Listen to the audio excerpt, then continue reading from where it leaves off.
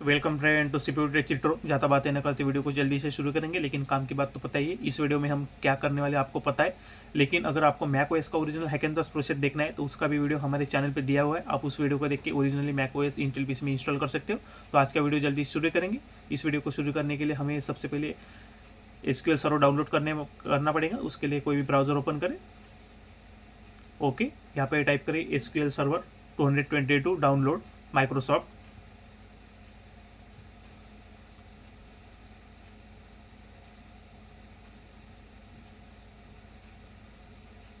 Okay, तो आपको सबसे पहले वेबसाइट पे आ जाना है। इसे लोड होने में थोड़ा टाइम ही लगता है। ओके, तो हम वेबसाइट पे आ चुके हैं। डाउनलोड्स के ऑप्शन पे क्लिक करें।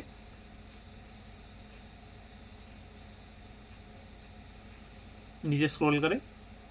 ओके, हमें इसका डेवलपर टूल डाउनलोड करना है, जो कि बाकी के टूल होते हैं इसके पेड वाले वर्जन है। इसमें भी इंटरप्राइजेस का टूल पेड वाला होता है। तो हम स्टैंडर्ड डेवलपर एडिशन के ऊपर क्लिक करके इसे डाउनलोड करेंगे। इसे लोड होने में थोड़ा टाइम लगता है क्योंकि ये सर्वर बेस पे होता है, इसलिए कुछ नहीं, 1-2 सेकंड में डाउनलोड हो जाएगा।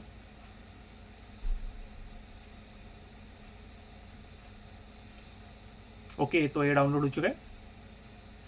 ओके, फाइल मैनेजर में जाएंगे हम।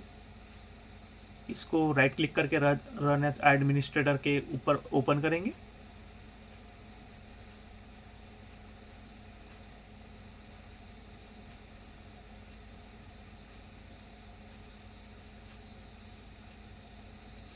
इसको लोड होने में थोड़ा टाइम लगता है। Okay, standard developer addition.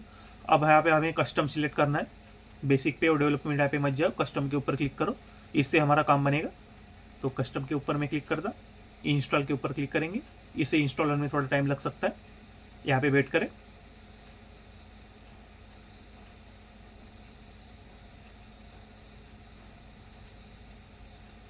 Okay, अब इंस्टॉलेशन के ऊपर जाएंगे। ये पेज ओपन होने होगा। यहाँ पे new SQL server standard alone installation और ऐड फीचर एंड एक्सेटिंग इंस्टॉलेशन है, इस ऑप्शन पे हमें क्लिक करना है, क्योंकि इसी से कस्टम एसक्यूएल हमारे पीसी में डाउनलोड होगा। तो इसके ऊपर हम क्लिक करेंगे। तो मैंने इस पर क्लिक किया। यहाँ पे थोड़ी देर वेट करना है हमको।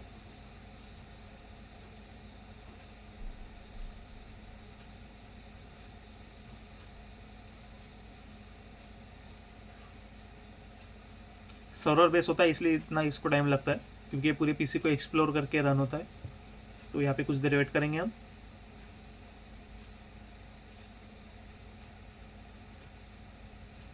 ओके, तो यहाँ पे standard developer he by default रहने देना है हमको। यहाँ पे कुछ भी छेड़खानी ना करें। अगर पेड वाला टूल है तो आपके पास प्रोडक्ट की डाल सकते हो। नेक्स्ट करेंगे हम। ओके, इसे आई से एक्सेप्ट करेंगे और नेक्स्ट के ऊपर क्लिक करेंगे। ओके, इस प्रोसेस में थोड़ा टाइम लग सकता है। इस सेटअप फाइल को स्कैनिंग करेगा और हमारे पीसी को भी। याद रखें, आपका ओएस गेस्ट मोड में नहीं होना चाहिए। रियली विंडोज़ पे ही आप इस काम को कर सकते हो।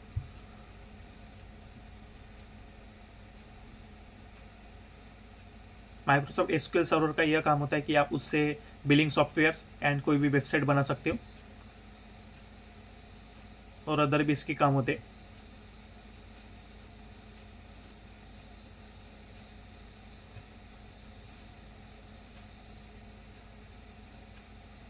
लेफ्ट हैंड साइड में आपको जितने भी टूल दिख रहे उतने टूल कंप्लीट होने तक हमको इसमें कुछ ना कुछ प्रोसेस करना होता है।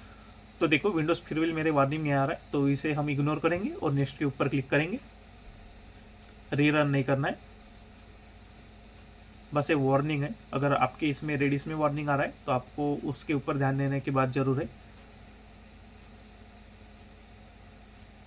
तो यहाँ पे कुछ देर वेट करके ही नेक्स्ट करें।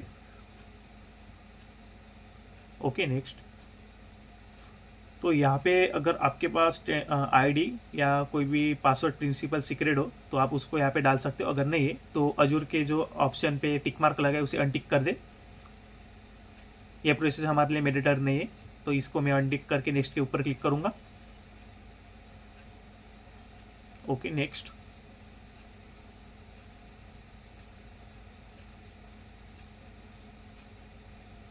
यहाँ पे इस डेटाबेस इंजन सर्विस के ऊपर ही हमें टिक मार्क लगाना है। बाकी किसी भी के ऊपर भी टिक मार्क न लगाए क्योंकि ये किसी काम के नहीं हमारे।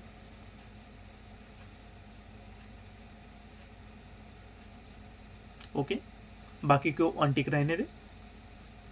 अगर मैं इसको टिक करूँगा और फिर नेक्स्ट के ऊपर क्लिक करूँगा तो हमें आगे परेशानी आ सकती है, इसलिए इसे अनटिक करके हम डेटाबेस इंजन सर्विस के ऊपर टिक रहने देना है। बाकी सबको अनटिक कर दे।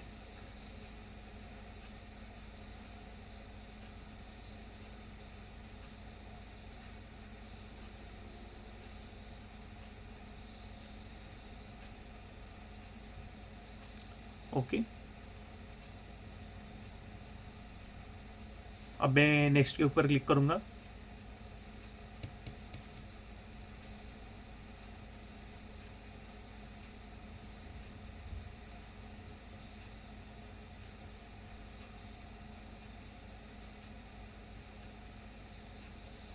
कोई भी प्रोसेस होने के बाद आपको थोड़ी देर वेट ही करना है। ओके, यहाँ पे हम डिफॉल्ट इंस्टेंस पे जाएंगे।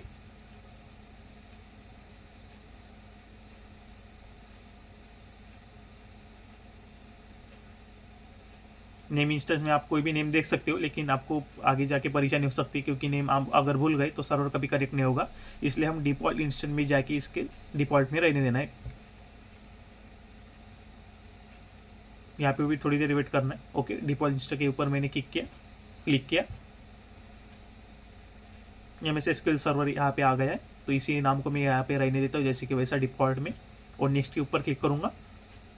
डिफॉल्ट इंस्टेंस पे क्लिक करने के बाद थोड़ी देर यहाँ पे आपको वेट करना है। मैं बार बार बता रहा हूँ क्योंकि सर्वर मेंटेनेंस होता है, इसलिए इसको थोड़ी प्रोसेस थोड़ा देर देना होता है। ओके,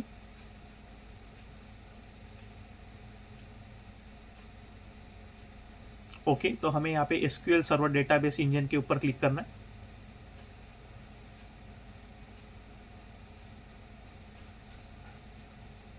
यहाँ पे थोड़ी देर वेट करें क्योंकि बैक एंड में इसका एक्सप्लोरेशन चालू होता है हमारे पीसी में, इसलिए थोड़ा धीरे धीरे काम करना है यहाँ पे आपको।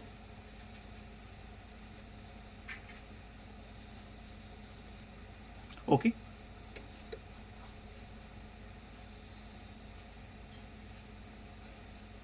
इसके टिक मार्क मत करो इस पे, और एसक्यूएल सर्वर डेटाबेस इंजन में क्लिक करके मैं नेक्स्ट करूँगा। ओके, अब यहाँ पे विंडोज ऑथेंटिकेशन मोड में, तो इसको हमें अनटिक करके mixing mode SQL server authentication with Windows authentication के ऊपर क्लिक करना है। यहाँ पे आपको पासवर्ड रखना है। कोई भी आप बेसिक सा पासवर्ड रख सकते हो, आपके हिसाब से आप पासवर्ड रखें जो कि आपको याद रहे। यहाँ से आपका पीसी यहाँ पे फेचिंग होगा, तो आपको यहाँ पे कुछ जो याद रहे वैसा पासवर्ड डालना है।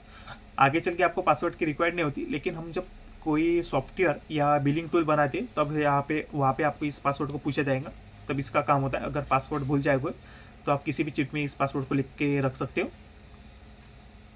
और बाय डिफ़ॉल्ट में सर्वर का नेम ही डालना होता है सर्वर कनेक्ट करने के लिए, और बाय डिफ़ॉल्ट सर्वर का नेम लोकल होस्ट ही होता है।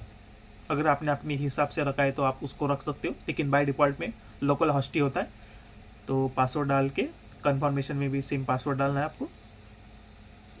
हो सके तो इजीएस्ट पासवर्ड डालें या तो चिट में लिख के रखें।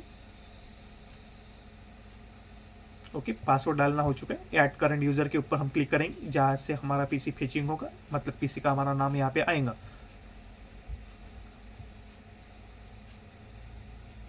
पासवर्ड डालने के बाद भी आपको थोड़ी देर यहाँ पे वेट करना है। ओके, यहाँ पे जो ऊपर जो टूल दिख रही है उसका हमें कोई यूज़ नहीं, तो ऐड कस्टम यूज़र पे करंट यूज़र पे हम क्लिक करेंगे। देखो मेरे पीसी का नाम आया ध्यानलिंगम पीसी वर्ल्ड। तो ये मेरे पीसी का नाम है जिसके ऊपर हमारा एसक्यूएल सर्वर रन होगा, मतलब यहाँ पे बेसिक पीसी हमारा इस नाम से होगा।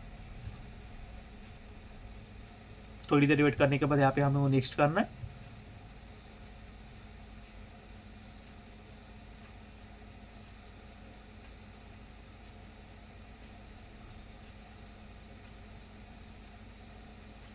नेक्स्ट। ओके,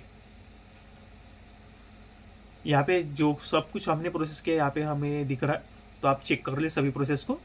मेरे पीसी में जो दिख रहा है वैसे कि वैसे आपके पीसी में दिख रहा होगा। अगर सेम टू सेम है तो इस प्रोसेस में कोई प्रॉब्लम नहीं, हम इंस्टॉलेशन कर सकते हैं।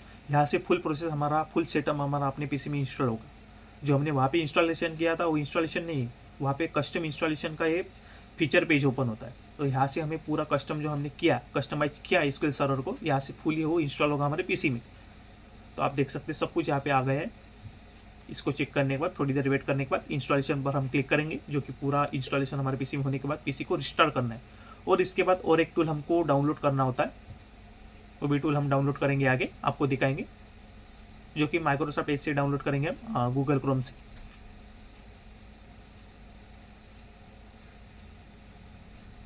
ये जो एसक्यूएल सर्वर 225 सेटअप है सिर्फ इंस्टॉलेशन का सेटअप है। हमारा जो मेन एसक्यूएल सर्वर सेटअप होता है वो दूसरी तरफ से हम डाउनलोड करेंगे।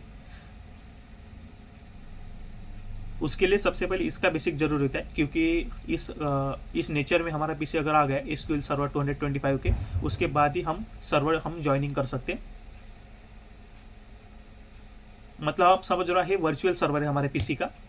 और जो हम डाउनलोड करेंगे गूगल क्रोम से, वो हमारा यूज़र होगा। यूज़र जैसे हम यूज़र है, यूज़र हम जैसे हम सर्वर पे काम करते, जैसे हम पीसी में काम करते, तो हमारा पीसी हो गया।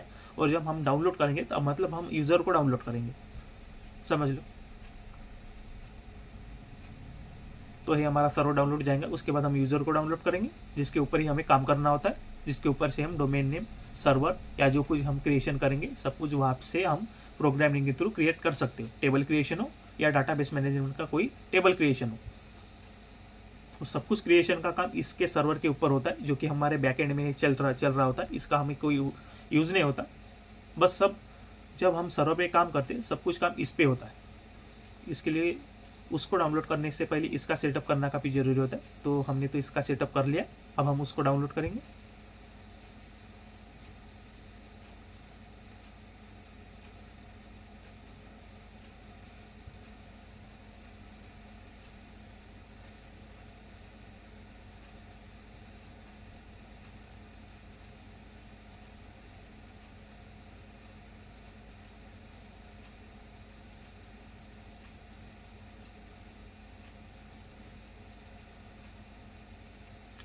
याद रखिए, इसका इंस्टॉलेशन कंप्लीट होने के बाद आपको पीसी को रिस्टार्ट करना जरूरी है।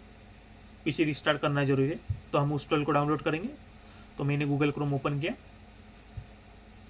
यहाँ पे हम SSMS डाउनलोड के सर्च करके डाउनलोड के ऊपर क्लिक करेंगे। सबसे पहले वेबसाइट पे आपको आ जाना है। SSMS डाउनलोड जो है यहाँ पे नीचे के ऊपर download SQL server management installer, इसके ऊपर क्लिक करके हम इसको इंस्टॉल करेंगे। नीचे स्क्रॉल करेंगे यहाँ पे क्लिक करके इसको डाउनलोड कर ले। इसको भी रन एज एडमिनिस्ट्रेटर के ऊपर हमें ओपन करना होता है इसको। तो ये डाउनलोड हो चुका है, इसे मिनिमाइज करेंगे। फाइल एक्सप्लोरर में जाऊंगा मैं अभी। ओके, ये हमारा डाउनलोड हो चुका है, इसे मैं रन एज एडमिनिस्ट्रेटर करूँगा। ये हमारा यूज़र है और जो ऊपर का है वो सर्वर है हमारा, जो कि सर्वर का इंस्टॉलेशन हमने पूरी पीसी में कर लिया। अब हम यूज़र का इंस्टॉलेशन करेंगे। दोनों भी मिडरेटर है, एक ही पार्ट का हिस्सा है। कंटिन्यू के ऊपर क्लिक करेंगे हम। थोड़ी देर यहाँ पे वेट करें, क्योंकि इसका इंस्टॉलेशन थोड़ा लेंदी होता है, काफ़ी बड़ा प्रोसेस है। ये ऑटोमेटिक इंस्टॉलेशन होता है, बड़ा प्रोसेस तो वैसा कुछ नहीं। इन सब का इंस्टॉलेशन होने के बाद आपको अपने पीसी को रिस्टार्ट करना जरूरी है। और सबसे पहले मेडरेटर बाद इसको टास्क मैनेजर में पिनअप करना है आपको। इसको पिनअप करके ये रखें। ओके, यहाँ से भी इंस्टॉल के ऊपर क्लिक करेंगे हम। राइट हैंड साइड में इंस्टॉल लिखा है, इंस्टॉल। ओके, तो इसको इंस्टॉल होने देते। इसके बाद पीसी को रिस्टार्ट करेंगे। हमारा सर्वर का स्टूडियो पूरी तरह से डाउनलोड हुआ का नहीं, हम भी उसको भी चेक करेंगे। ओके, तो ये इंस्टॉलेशन होना बाकी है अभी तक। थोड़ी देर वेट करेंगे, इस प्रोसेस में थोड़ा टाइम लग सकता है।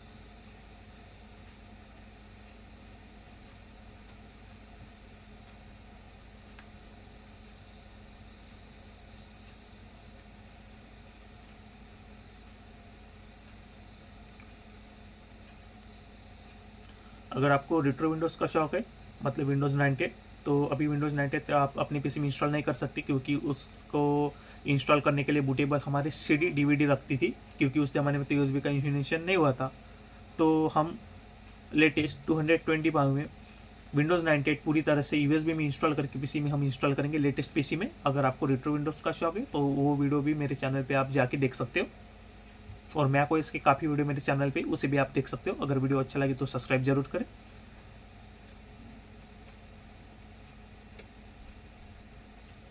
मैक ओएस का original hack on the process का भी वीडियो मेरे चैनल पे, जो कि देख के आप किसी भी पीसी में और कोई भी मैक ओएस का वर्जन आप अपने पीसी में इंस्टॉल कर सकते हो। लेटेस्ट जो ताहू वर्जन है उसको भी आप अपने पीसी में इंस्टॉल कर सकते हो। पूरा ईजीएस्ट प्रोसेस है, वैसा वीडियो आपको कहीं भी देखने को नहीं मिलेगा। अब उस वीडियो को देख के मेरे चैनल को सब्सक्राइब जरूर करें अगर आपके पीसी में मैक ओएस इंस्टॉल हुआ तो। ओके, तो ये सेटअप हमारा कंप्लीट हो गया। इसको क्लोज करेंगे हम। अभी बस विजुअल स्टूडियो इंस्टॉल और बाकी है, तो यह भी इंस्टॉल हो ही चुका है लगभग। इसका प्रोसेस होने तक हम इसको वेट करेंगे। प्रोसेस कंप्लीट होने के बाद हम पीसी को रिस्टार्ट करेंगे।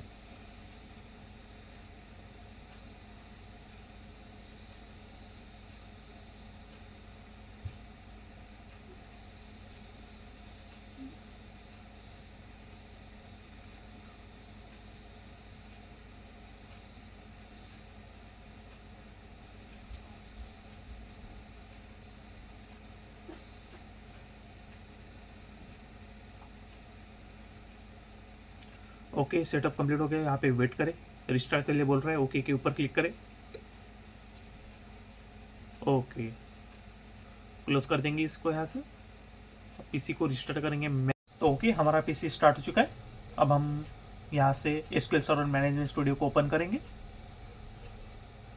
मैंने जो बोला था कि ये हमारा यूज़र है, जो हमने लास्ट में डाउनलोड किया था यही हमारा यूज़र है। और जो हमने स्टार्टिंग में मतलब डाउनलोड करके पूरा सेटअप किया, कस्टम सेटअप, वो हमारा सर्वर था। तो यहाँ से हम उस सर्वर को कनेक्ट करेंगे। सर्वर नेम में आपको लोकल होस्ट ही डालना है। यूज़र पासवर्ड ऑटोमेटिकली फिक्स हो जाता है यहाँ पे, तो लोकल होस्ट हम सर्वर नेम डालेंगे। और यहाँ पे ट्रस्ट सर्वर के ऊपर टिक मार्क करना है आपको। मेटाडेटा के ऊपर करके टिक मार्क करना है सर्वर ट्रस्ट के ऊपर, और कनेक्ट के ऊपर क्लिक करना है। ओके, ऑब्जेक्ट एक्सप्लोरर ओपन हो गया, मतलब हमारा पूरा सर्वर मतलब यूज़र सर्वर को कनेक्ट हो चुका है। तो हम डाटाबेस मतलब डाटा क्रिएट करेंगे अभी।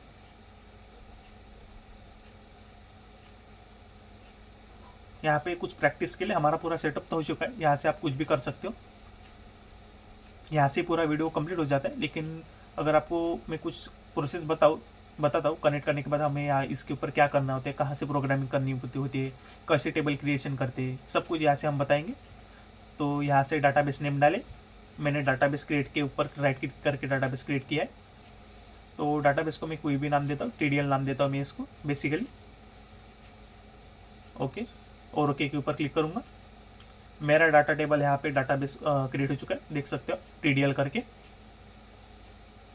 एक बार फिर देखिए कैसे क्रिएट किया तो मैंने।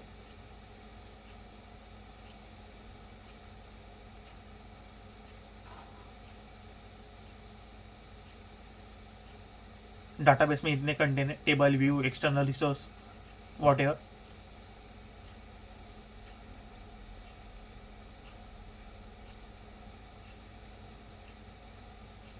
तो फिर से हम डाटाबेस एक तैयार करके आपको दिखाएंगे।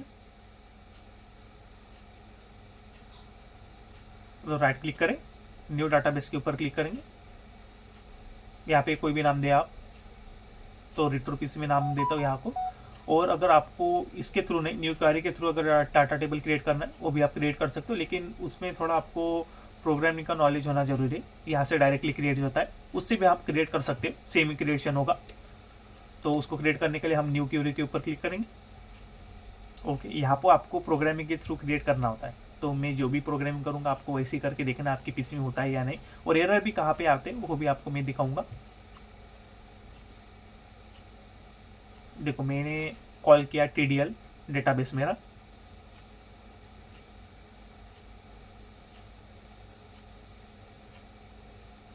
अब मैंने इसको सिलेक्ट कॉल किया।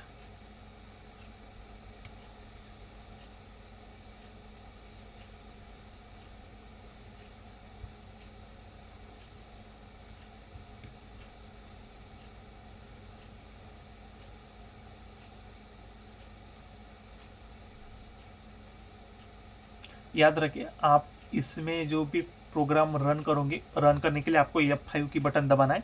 एंटर से कभी भी रन नहीं होगा। रन करने के लिए माउस का भी यूज़ ना कर, रन करने के लिए F5 आपको दबाना है। F5 करके आप यहाँ पे प्रोग्राम रन होगा। इसको डोंट सेव कर दो। फिर से हम न्यू क्वेरी के ऊपर जाएंगे।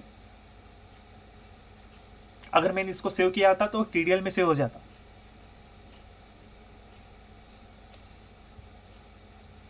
अब हमको टेस्ट करेंगे क्रिएशन हुआ या नहीं कर, तो उसके लिए यूज़ TSTDP डालेंगे हम, TestDP।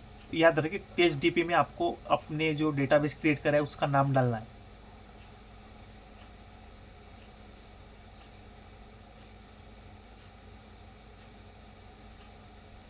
यहाँ पे जो है ना, आपके डेटाबेस का नाम डालना है।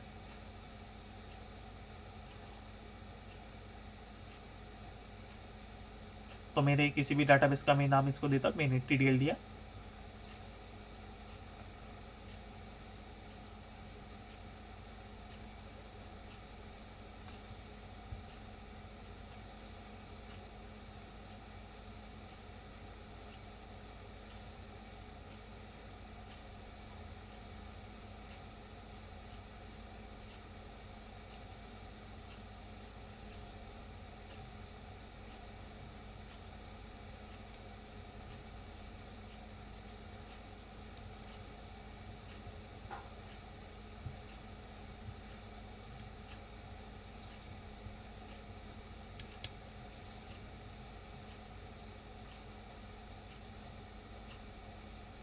फिर से डाटाबेस क्रिएट करेंगे हम। वहाँ पे मेरा कीबोर्ड प्रॉब्लम कर रहा था, इसलिए TDL के ऊपर ही क्रिएट करेंगे। ऐसा जरूरी नहीं कि डाटाबेस पहले से क्रिएट करके हम यहाँ पे SQL क्यूरी डालेंगे। आप क्यूरी भी डायरेक्ट ओपन कर सकते हो।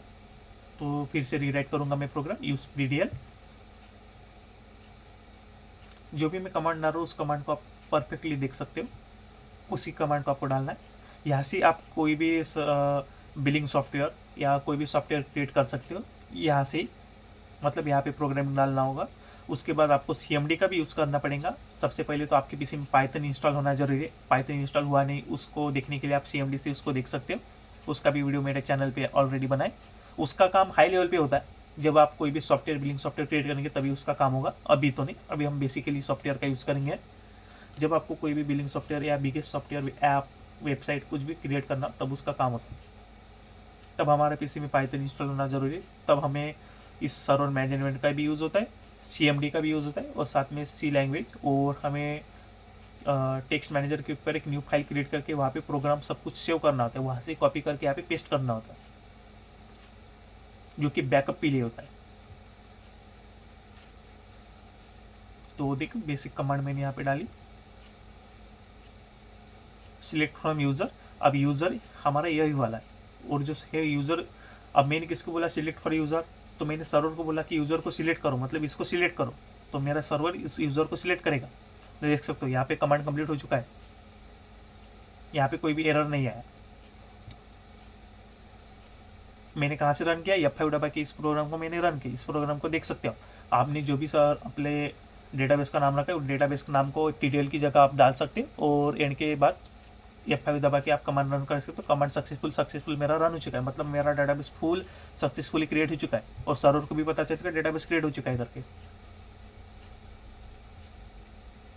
अब हम गेट यूज़र करेंगे, यूज़र को बताएंगे कि सर्वर अब हमारा कनेक्ट हो चुका है हमारे डेटाबेस को।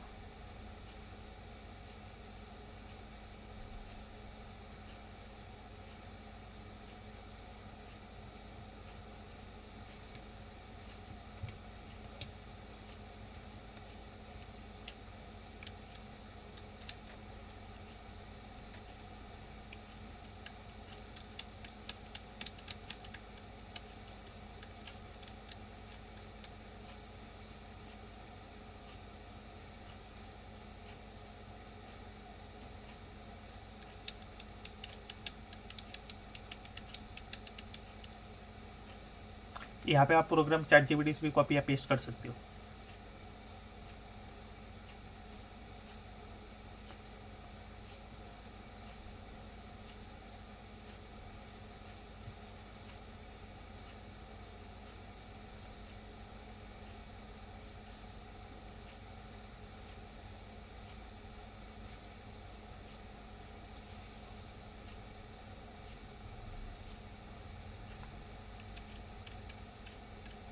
मैंने डाला यहाँ पे सिलेक्टिंग फ्रॉम SIS प्रोसीजर, तो हमारे डिटेल में कोई भी नेम या कंटेंट अभी तक नहीं क्रिएट हुआ है, तो यहाँ पे एरर देगा।